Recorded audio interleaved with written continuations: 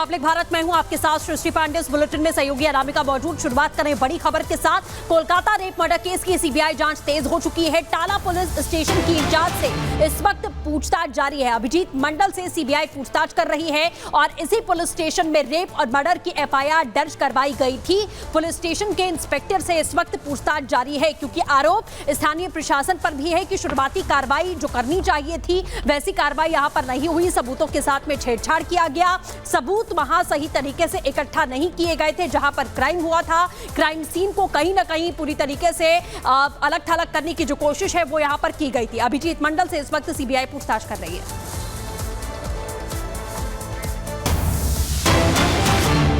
Kolkata rape murder case की CBI जांच तेज हो गई है। आरजी के अस्पताल के कर्मचारियों से पूछताछ जारी है। अस्पताल की महिला कर्मचारी से सीबीआई ने पूछताछ की। हमने पहले भी आपको बताया था कि सीबीआई का जांच का दायरा केवल प्रिंसिपल तक नहीं बल्कि अस्पताल के स्टाफ तक भी पहुंच सकता है, और यही वजह है कि आरजी के अस्पताल के कर्मचारियों से यहां तक कि महिला कर्मचारी से भी सीबीआई पूछताछ कर रही है।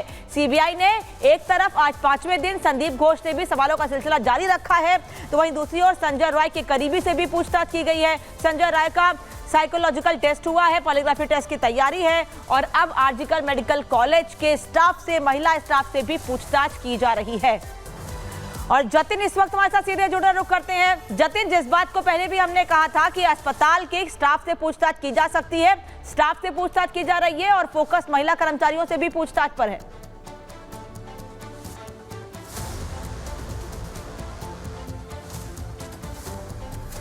डिटेल रिपोर्ट चाहिए कि अभी तक की इन्वेस्टिगेशन में क्या कुछ चीज़ें निकलकर सामने आई। लेकिन आपको ये भी बता दूं कि अभी जो इन्वेस्टिगेशन है वो बहुत तेजी से इस पूरे मामले में चल रही है।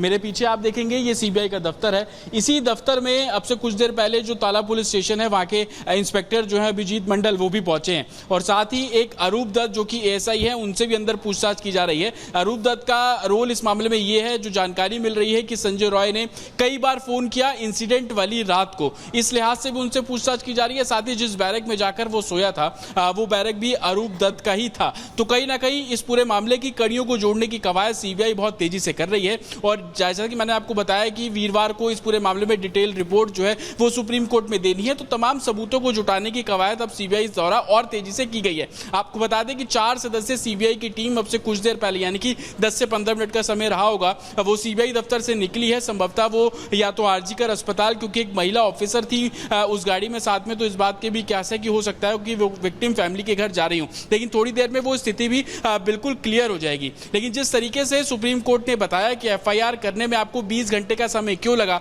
ये भी एक रीजन है कि जो ओसी है, यहाँ पे एक पुलिस स्टेशन में इंचार्ज को ओसी बोला जाता है, वो यहाँ पर पहुंचे। बिल्कुल जतिन, जिस तरीके से आप लगातार बता रहे हैं कि सिलसिला कार्रवाई का लगातार जारी है। इसी बीच एक और बड़ी खबर आपको बता दें, एएसआई अरूप दत्त को सीबीआई ने पूछताछ के लिए बुलाया है। ये बड़ी जानकारी आपको दे दें, और पूछताछ लगातार जारी है। जैसे हमारे सहयोगी भी बता रहे थे, आरोपी संजय रॉय ने अरूप दत्त को कई बार फोन किया था। वारदात की रात आरोपी ने एएसआई को फोन किया था। ये इस वक्त की बड़ी जानकारी आपको दे दें कि वारदात की रात में एएसआई को फोन किया गया था संजय रॉय की तरफ से, और यही वो संशय है, यही एक रोल इसमें बताया जा रहा है कि अरूप दत्त का इसमें है, जिसे लेकर अब पूछताछ यहां लगातार जारी है। आरोपी ने एएसआई को जिस तरीके से फोन किया और इसी के बैरक में था। जतिन हमारे साथ लगातार बने। जतिन, इसे लेकर आप भी लगातार जानकारी दे रहे थे कि कैसे आरोपी की तरफ से अरूप दत्त को फोन किया गया था, और क्या कुछ इस पूरे मामले में अभी खुलासे हो रहे हैं, क्योंकि जैसा आपने कहा कि रिपोर्ट भी जल्द से जल्द सबमिट करनी है।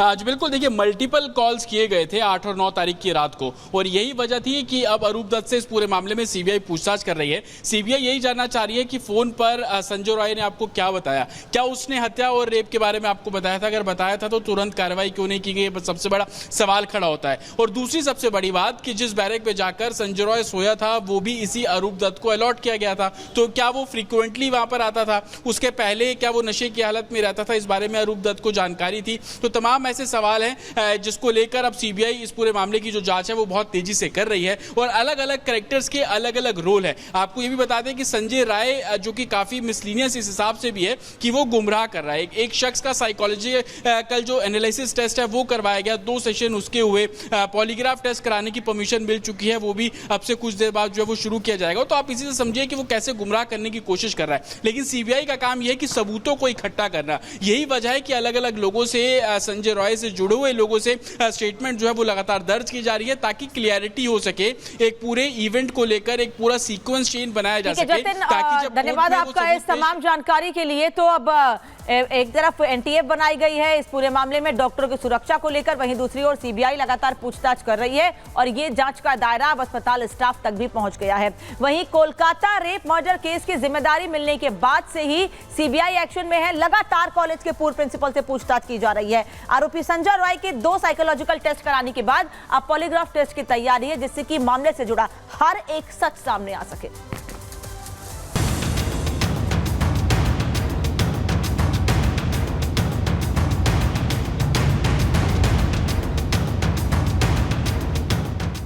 कोलकाता रेप मर्डर केस में पूर्व प्रिंसिपल संदीप घोष और आरोपी संजय रॉय पर सीबीआई का शिकंजा कसता जा रहा है।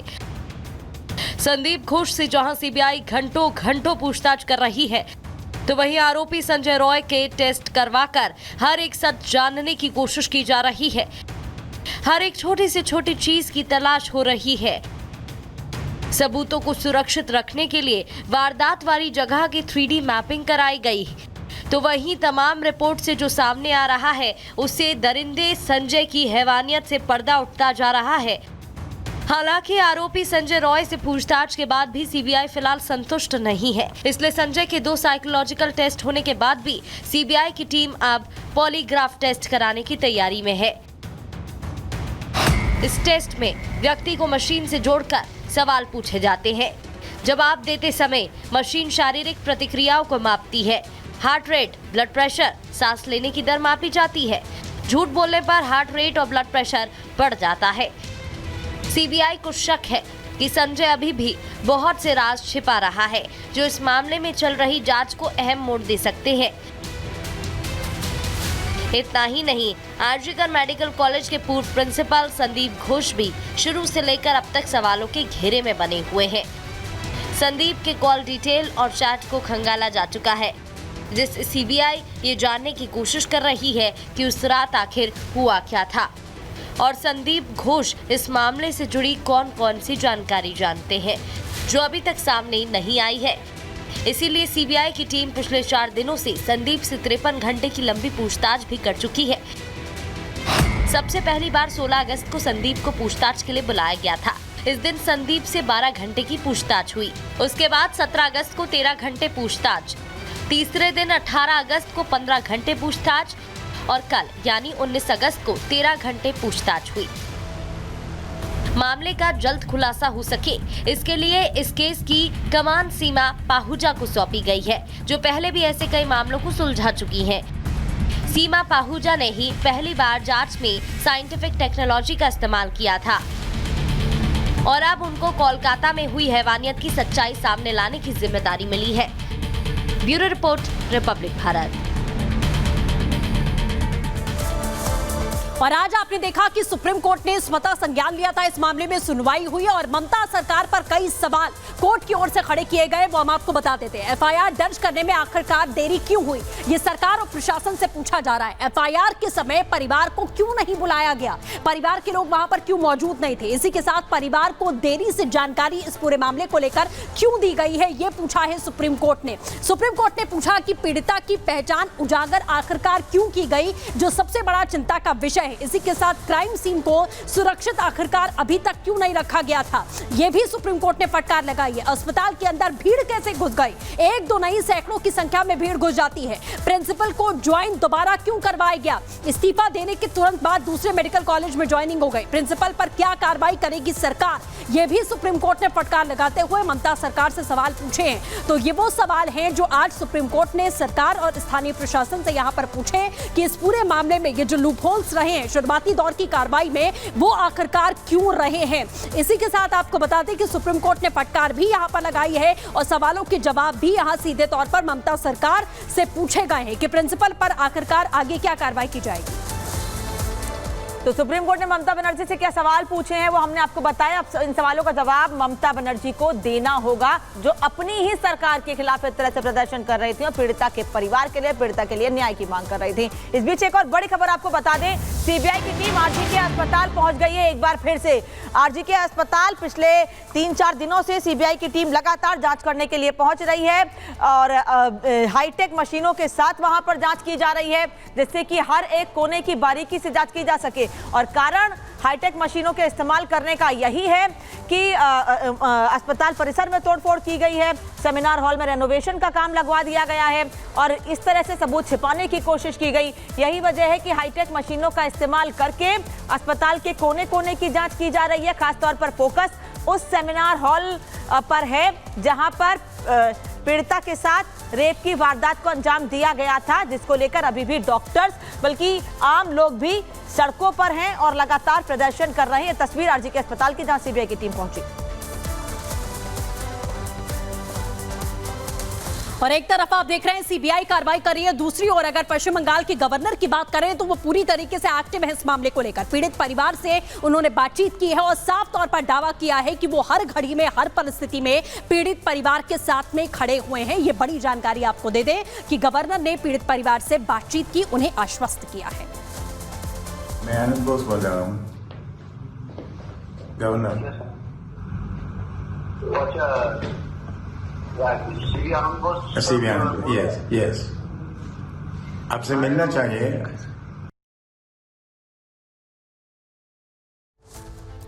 हम सब आपके साथ हैं। ठीक है, आप तो मेरा प्रशासनिक प्रधान है, आपके पास एक मेरा, हम लोग एक ही आदमी है, हम I want justice. We will get justice, we are all with you. आज मैं दिल्ली में हूँ, दिल्ली में सारे लीडर्स के बारे में मैं यह डिस्कशन किया है। जब आपका कन्वीनियंस है मैं वहां घर आऊंगा, आपकी कन्वीनियंस है। ठीक है, आने से, आपका आने से हम तो बहुत अच्छा लगेगा। मैडम कैसा है? आप हमारा प्रशासनिक प्रधान है, आप जो गाइडलाइन हमको देंगे हम ऐसे चलने का कोशिश करेंगे। हम सब आपके साथ हैं। ठीक है, ठीक है, मैं आपके घर आऊंगा। ठीक है, ओके, ऑल द बेस्ट। ठीक है, ओके। और कोलकाता के आरजीकर मेडिकल कॉलेज में हुई हैवानियत के बाद ममता सरकार की कार्यप्रणाली को लेकर सुप्रीम कोर्ट सख्त है। सुप्रीम कोर्ट ने एफआईआर से लेकर पूर्व प्रिंसिपल संदीप घोष को दूसरे कॉलेज में नियुक्त किए जाने को लेकर अपनी नाराजगी जताई है। साथ ही सीबीआई और बंगाल सरकार से जांच रिपोर्ट सौंपने को कहा गया है। रिपोर्ट देखिए।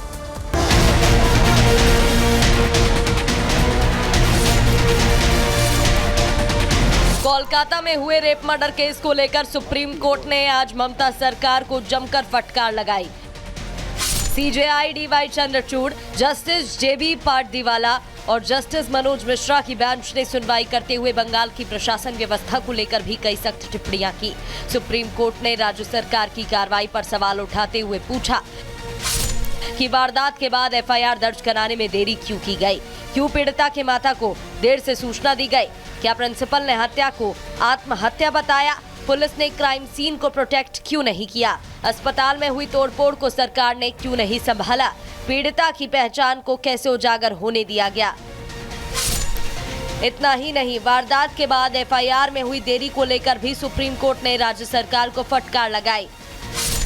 सुप्रीम कोर्ट ने पूछा कि सबसे पहले एफआईआर किसने और कब दर्ज कराई, जिसका जवाब देते हुए पश्चिम बंगाल की तरफ से पेश हुए कपिल सिब्बल ने बताया कि रात 11:45 पर एफआईआर दर्ज की गई। इसके बाद नाराजगी जताते हुए सुप्रीम कोर्ट ने कहा कि आखिर वारदात के इतने घंटों बाद भी हॉस्पिटल प्रशासन क्या कर रहा था, क्यों एफआईआर दर्ज होने में इतनी देरी हो गई। यह हॉस्पिटल प्रबंधन की जिम्मेदारी थी कि वो एफआईआर दर्ज कराता।